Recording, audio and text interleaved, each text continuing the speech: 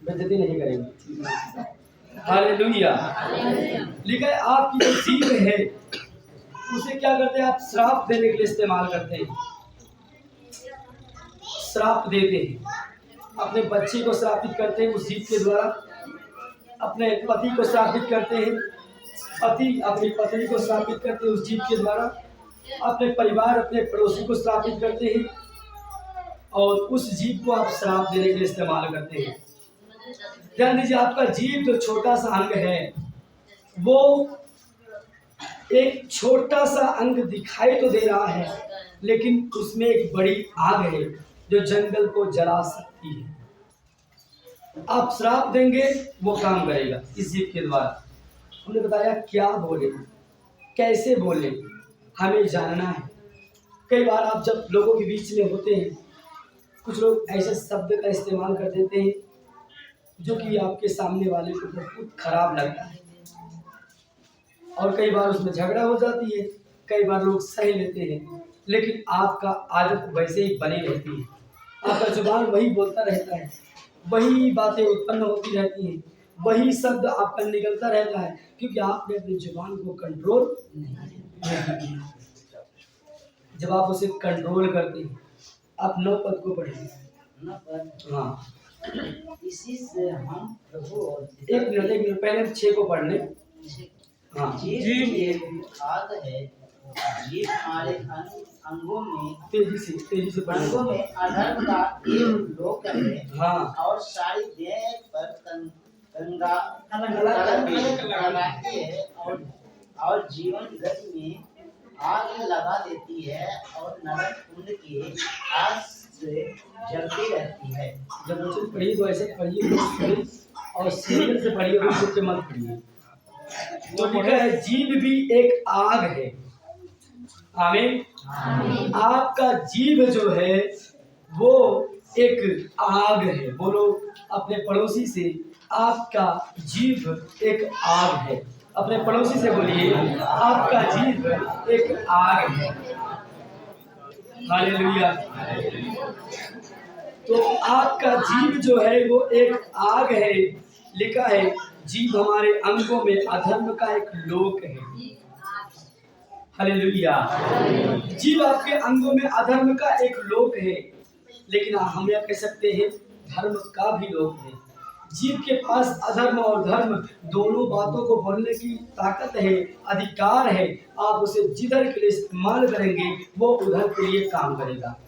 आप उसे जो बोलने के लिए अलाउ करेंगे वो वही करेगा। जिसे रोबोट होता है ना, रोबोट को जब बनाया जाता है तो उसमें सिस्टम लगाया जाता है और उसको मैनेजमेंट किया जाता है, कैसे मैनेज करते हैं वो सारी बातें उसमें करते हैं कि इसे क्या करना है। जब वो आदेश दिया जाएगा तो वो काम करना शुरू कर देता है। आमीन। वैसे आपका जीभ जो है उसे सही तरीके के लिए इस्तेमाल करना है या गलत तरीके के लिए इस्तेमाल करना है, वो उसमें उसके पास एक अधिकार है। लिखा है कि और सारी देह पर कलंक लगाती है। जब आप उसे बुराई के लिए इस्तेमाल करते हैं, सारी देह पर कलंक लगाती है। और यह भी लिखा है और जीवन गति में आग लगा देती है। जब आप उसे गाली देने के लिए इस्तेमाल करते हैं, जब आप उसे श्राप देने के लिए इस्तेमाल करते हैं, जब आप उस जीव को बुराई करने के लिए इस्तेमाल करते हैं, लेकिन वो जीवन गति में आग लगा देती है। आमीन। जब आप किसी को श्राप देते हैं अपने जीभ के द्वारा और क्या बोलते हैं, तुम्हारा कुछ नहीं बोलने वाला। ध्यान दीजिए, आप कह कर निकल गए, लेकिन वो सब जो आपके जीभ से निकला है वो जिसके लिए आपने बोला है वो काम करता है। यहाँ पर देखते हैं कि दोस्त अपने दोस्त से, माता पिता अपने बच्चे को, कोई भी एक दूसरे के लिए बोल ऐसे आसानी से बोल देते तुम्हारा कुछ नहीं होगा, तुमसे ये नहीं हो सकता है, तुम ये नहीं कर सकते हो, तुम्हारे अंदर कोई ताकत नहीं इस काम को करने की, तुम्हारे अंदर कोई हिम्मत नहीं है, तुम असमर्थ हो, तुम निर्बल हो, तुम्हारे शरीर में कोई भी ताकत नहीं है, ऐसा नहीं कह सकते।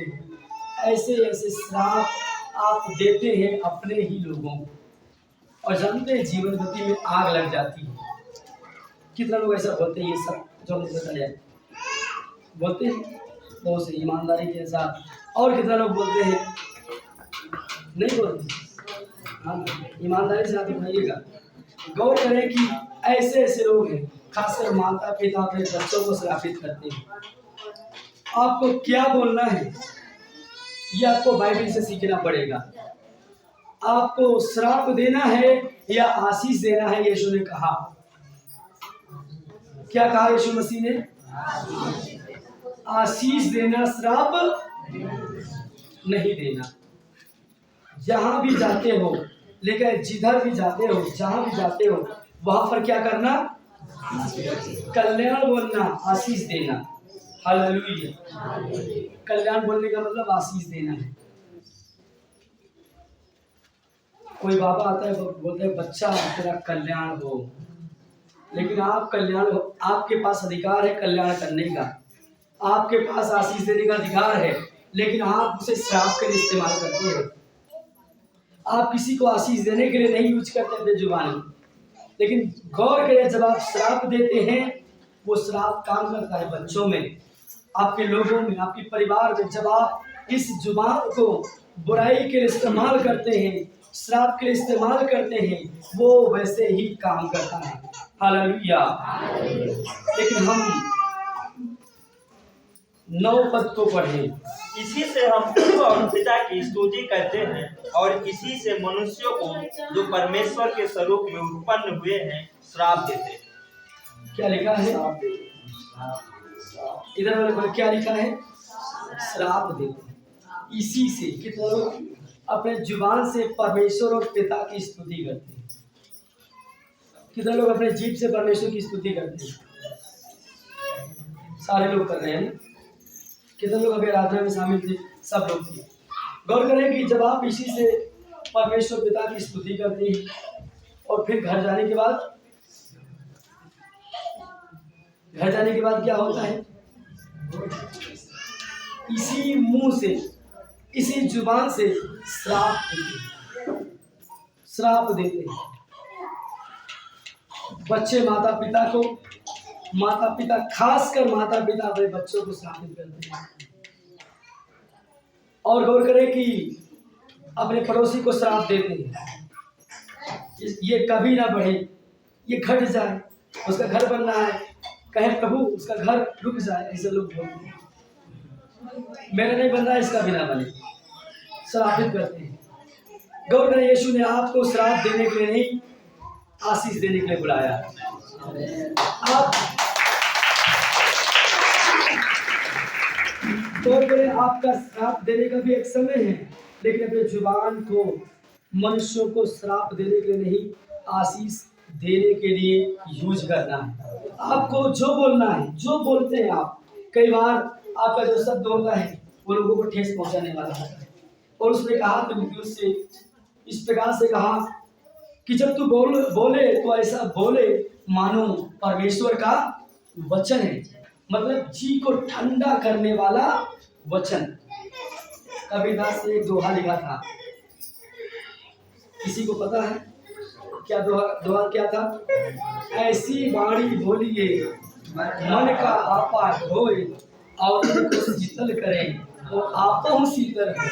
मतलब ऐसे शब्द आपको बोलना है जो किसी के मन को आप अपनी तरफ आकर्षित कर सके।